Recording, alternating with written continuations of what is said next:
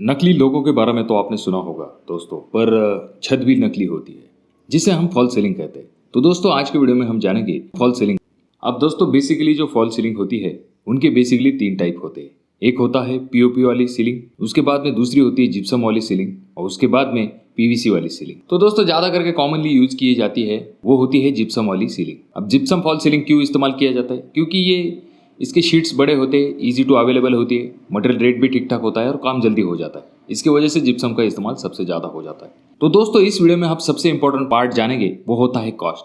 किस तरह से आप कॉस्ट अपनी बचा सकते हैं पीओपी के काम में, और किस रेट पे आपको कॉन्ट्रैक्टर को काम देना है और किन बातों का ध्यान आपको रखना है, ये सभी चीज़ें हम इस वीडियो में जानेंगे। इसीलिए वीडियो को पूरा जरूर देखें। आखिर के पार्ट में हम देखेंगे कि कॉस्ट किस तरह से कैलकुलेट करना है। तो उससे पहले दोस्तों हमें किन चीज़ों का प्रिकॉशन देखना है इसके बारे में हम जानेंगे। और वीडियो शुरू करने से पहले मैं आपसे जरूर एक रिक्वेस्ट करूंगा, अगर आप लोग इस चैनल पर नए आए हो तो चैनल को जरूर सब्सक्राइब कर लीजिए और वीडियो अगर आपको अच्छी लगती है तो इसे लाइक कीजिए। और अगर आपके कोई इंटरेस्टिंग सवाल है तो डेफिनेटली कमेंट कीजिए, मैं आपके सवालों के जवाब देने की जरूर कोशिश करूंगा। तो दोस्तों सबसे पहली चीज जो आ जाती है वो होती है फॉल्स सीलिंग में कि आपको क्वालिटी मटेरियल इस्तेमाल करना है। अब आप ये सोचेंगे कि क्वालिटी मटेरियल, शुरुआत में हमें यह लगता है कि क्वालिटी मटेरियल की क्या जरूरत है, हालांकि वो सब शो का ही आइटम है, उस पर कहाँ पर लोड आने वाला है। पर दोस्तों ऐसा बिल्कुल भी नहीं है। वो जो चैनल्स होते हैं, जैसा कि आप फ्रेम को देखते हैं, उसके नीचे जिस चीज को लोड उसको बेयर करना होता है वो होता है शीट। उसके बाद में वहां पर लगने वाले लाइट और तो और उसके ऊपर वायर का भी लोड होता है। हालांकि शुरुआती दिनों में फर्क नहीं पता चलता, पर अगर खराब क्वालिटी के एंगल है तो बाद में जो है वो जिप्सम शीट में जो है वो दरारें दिखने लगती है। तो इस चीज का सबसे पहला ध्यान आपको रखना है, क्योंकि दोस्तों हमारे यहाँ पे कहावत है, महंगा रोए एक बार और सस्ता रोए बार बार। तो इसीलिए आपको चीज ये ध्यान में रखनी है कि जब भी आप मटेरियल इस्तेमाल कर रहे हैं तो उनको जो है जिप्सम शीट से लेके एंगल और तो और यहाँ तक कि स्क्रू भी आपको ब्रांडेड कंपनी का ही इस्तेमाल करना है। अगला पॉइंट दोस्तों ये है कि वहां पर जब भी हम पीओपी में लाइट्स लगाते हैं तो लाइट्स में खास करके जो चौकोर लाइट उनका इस्तेमाल कीजिए। हालांकि इसमें 3 in 1 भी आ गए हैं, जिसमें कि व्हाइट, उसके बाद में वार्म व्हाइट और डिम, इस तरह के 3 मोड होते हैं। पर इस लाइट से है जो ज़्यादा उजाला आता है नीचे की तरफ। अगर प्रोजेक्टर जैसे कि गोल लाइट्स होती है जिनका कि इस्तेमाल किया जाता है, उसमें खास करके वार्म व्हाइट कलर आता है और वो फोकस होता है नीचे की तरफ सिर्फ, इसमें ज़्यादा लाइट्स नहीं आते। और उसके बाद में अगर आप बीच में जो है एलईडी का पट्टा घुमाएंगे तो ये बहुत दिखने में अच्छा दिखता है। हालांकि एलईडी में ब्लू, पिंक, उसके बाद में वार्म व्हाइट, ये 3 कलर कॉमनली यूज किए जाते हैं। वार्म व्हाइट जो कलर है वो एकदम प्रोफेशनल दिखता है और दिखने में भी अच्छा दिखता है। अगर आप हॉल में लगाने वाले हो एलईडी तो ऐसे वक्त में आप वार्म व्हाइट की तरफ जा सकते हो, क्योंकि ये आपके पीओपी को एक अच्छा लुक देता है। और उसके बाद में मल्टी कलर्स भी अवेलेबल है जिसको कि आप रिमोट पे कंट्रोल कर सकते हैं, तो ऐसी चीजें भी आप कर सकते हैं, इससे एक अच्छा लुक भी आ जाता है। दोस्तों अगला पॉइंट ये है कि हाल फिलहाल में ये चीजें कोई नहीं करता, पर पहले वक्त में, थोड़ा पहले के जमाने में लोग क्या करते थे, स्पीकर जो है वो पीओपी में इंस्टॉल कर देते। अब स्पीकर के वाइब्रेशन की वजह से होता यह है कि जो आपकी शीट होते हैं उसमें छोटे छोटे दरारें आना शुरू हो जाता है, और ये आपकी पीओपी के लिए अच्छी बात नहीं होती। और हाल फिलहाल में जो स्पीकर्स होते हैं वो नीचे की तरफ ही लगाते हैं, इसको ऊपर लगाने की कोई जरूरत नहीं। तो इस चीज को भी आपको टालना है दोस्तों। अगला पॉइंट ये है इंपॉर्टेंट, इस सबसे इंपॉर्टेंट पॉइंट में से एक है दोस्तों, अगर आपके स्लैब की हाइट कम है तो आप क्या कर सकते हैं, आपकी जो फॉल्स सीलिंग की हाइट है उसे कम रखने की कोशिश कीजिए। अगर आप उसे ज़्यादा नीचे लेंगे तो आपका अगर हॉल बड़ा है, बेडरूम में या फिर छोटे रूम में पता नहीं चलेगा, पर अगर आपके हॉल का साइज बड़ा है और आप हॉल में करा रहे हो तो ऐसे वक्त में अगर फॉल्स सीलिंग अगर ज़्यादा नीचे आती है तो ये दिखने में आपका रूम का जो हाइट है उसे कम कर देती है।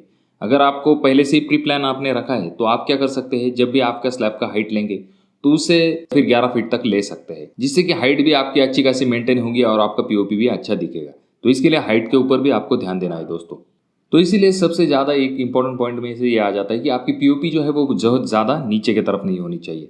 पीओपी न सिर्फ अपीयरेंस में यूज होती है बल्कि कुछ जगह पे जो हीट को कम करने के लिए भी इसका इस्तेमाल किया जाता है। इसीलिए जो फॉल्स सीलिंग की हाइट है वो नीचे की तरफ ज्यादा ली जाती है, जहां पर ज्यादा गर्म इलाके हैं ऐसी जगह पे। अब दोस्तों और एक इंपॉर्टेंट पॉइंट में से एक पॉइंट है कि जब भी आपका फैन आता है तो ध्यान आपको इस चीज का देना है कि आपका जो फैन है वो सेंटर में आना चाहिए। अब सेंटर में कभी कभी होता है कि सेंटर आपका यहाँ से वहां एग्जैक्ट सेंटर में नहीं आता। इसके लिए आपको क्या ट्रिक करना है, जब भी आपका स्लैब आप डलवाते हैं तो ऐसे वक्त में आपको जो स्लैब का स्पैन है उसका डायगोनल लेना है, और डायगोनल जहाँ पर क्रॉस होता है वहाँ पर आपको फैन बॉक्स डालना है। और फिर भी अगर आपका स्लैब आपने डलवा दिया है और आपका फैन बॉक्स सेंटर में नहीं आ रहा है तो आप फास्टनर का इस्तेमाल करते हुए फैन बिठा सकते हैं। जब भी आप फैन बैठाते हैं तो फैन और सीलिंग में थोड़ा डिस्टेंस होना चाहिए, जिससे कि आपकी हवा जो है वो खेलती रहे। तो दोस्तों ये सभी पॉइंट्स जो हो गए वो तो हो गए आपको किन चीज़ों का प्रिकॉशन रखना है उसके बारे में। अगला पॉइंट जो है दोस्त वो होता है कॉस्ट। अब कॉस्ट जब भी आप निकालते हैं तो हमारे यहाँ पर साधारण जनरल जो रेट मैं आपको बता रहा हूँ विथ मटेरियल वो होते हैं 80 से 90 रुपए पर स्क्वायर फीट के हिसाब से। अब यहाँ पर अगर हम मान के चल सकते हैं कि हमारा हॉल जो है वो 15 बाय 15 का है, यानी कि उसका हमें स्क्वायर फीट निकाल लेना है। उसका स्क्वायर फीट हम कैसे निकालेंगे, 15 × 15 is equal to 225 square feet. और हमारा रेट जो कि हम पकड़ेंगे लमसम 85 रुपए, तो हमारा कॉस्ट आ जाता है 19,125 रुपए, यानी कि 225 × 85 इज इक्वल टू 19,125।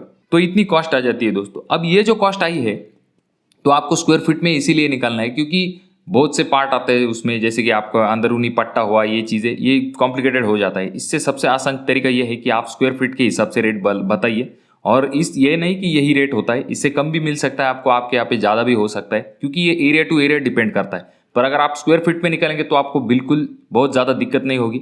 और अगर आप डायरेक्ट कट करके काम देते हैं थोड़ा बहुत लमसम अमाउंट पकड़ के, तो भी कोई प्रॉब्लम नहीं। तो ये एक टेंटेटिव आइडिया आने के लिए मैंने आपको बता दिया है, हालांकि इससे कम या फिर ज़्यादा आपके एरिया अनुसार हो सकता है। और ये एकदम सिंपल है दोस्तों, इसमें कुछ नहीं, डायरेक्टली आपको जो है रूम के मेजरमेंट लेने हैं। और दोस्तों ये जो रेट मैंने आपको बताया है इसमें सभी प्रकार के लेबर कॉस्ट, मटेरियल कॉस्ट और ट्रांसपोर्ट कॉस्ट भी एडेड है। इसके ऊपर आपको आपके जेब से 1 रुपया भी देने की जरूरत नहीं, इसमें सभी चीज़ें जो है वो इंक्लूड की गई है।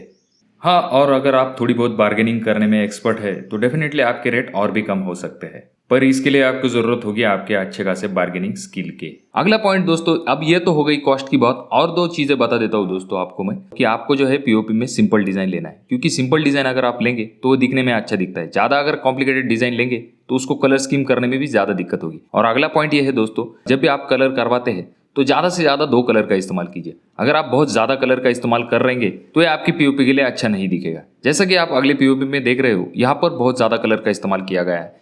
हालांकि जब ये प्लेन व्हाइट थी तब बहुत ज़्यादा अच्छी दिखती थी कंपेयर टू कलर करने के बाद। इसीलिए आपको ध्यान में रखना है कि बहुत ज़्यादा झगमगाहट वाले कलर पीओपी में नहीं लगाने हैं। जो कोई भी सिंपल और लाइट कलर अगर आप लगाते हैं तो वो अच्छा दिखता है। और तो और कुछ लोग क्या करते हैं, जो उनका वॉल का टेक्सचर होता है तो उसी को वो अप्लाई कर देते हैं किसी वहाँ पर निकले हुए एक आधे डिज़ाइन पे, तो वो भी अच्छा दिखता है। पर याद रखिए वो भी एक पर्टिकुलर छोटे डिज़ाइन पे होना चाहिए। बहुत ज़्यादा अगर आप उसे कलर करेंगे या फिर तड़क भड़क कलर करेंगे तो ये पीओपी का लुक खराब कर देता है। तो ये हालांकि ये डिपेंड करता है आपके चॉइस के ऊपर। तो दोस्तों ये कुछ बातें थी जिसमें कि हमने देखा कि हमें किन चीज़ों को प्रिकॉशंस लेना है, कॉस्ट कितनी आती है लमसम, तो इन बारे में हमने देखा।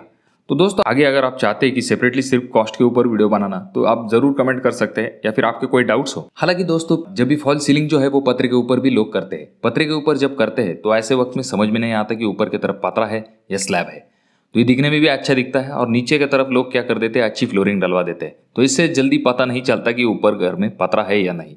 तो ये एक बेनिफिट हो सकता है। और तो और जो पतरे की गर्माहट होती है थोड़ा बहुत कम करने का काम ये फॉल सीलिंग करती है। अगर आप फॉल सीलिंग कराने के बारे में सोच रहे हो तो डेफिनेटली अच्छा विकल्प है। अब इसमें और एक पॉइंट आ जाता है दोस्तों कि अगर आप फॉल सीलिंग कराने वाले हो तो आपको छत के लिए प्लास्टर कराना है या सीलिंग का प्लास्टर कराना है या नहीं कराना है।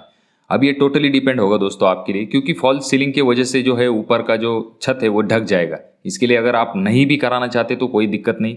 तो दोस्तों ये था आज का वीडियो। मैं आशा करता हूँ कि वीडियो आपको अच्छी लगी होगी, और ये वीडियो अगर आपको अच्छी लगी तो इसे लाइक कीजिए, और अगर आपको अच्छी नहीं लगी तो डिसलाइक कीजिए। और हाँ, अगर आपने अभी तक चैनल को सब्सक्राइब नहीं किया तो आप क्या कर रहे हैं दोस्तों, चैनल को जरूर सब्सक्राइब कर लीजिए और घंटी दबा दीजिए, जिससे कि आपको नोटिफिकेशन मिलता रहे। मैं मिलूंगा आपको अगले वीडियो में, तब तक के लिए धन्यवाद।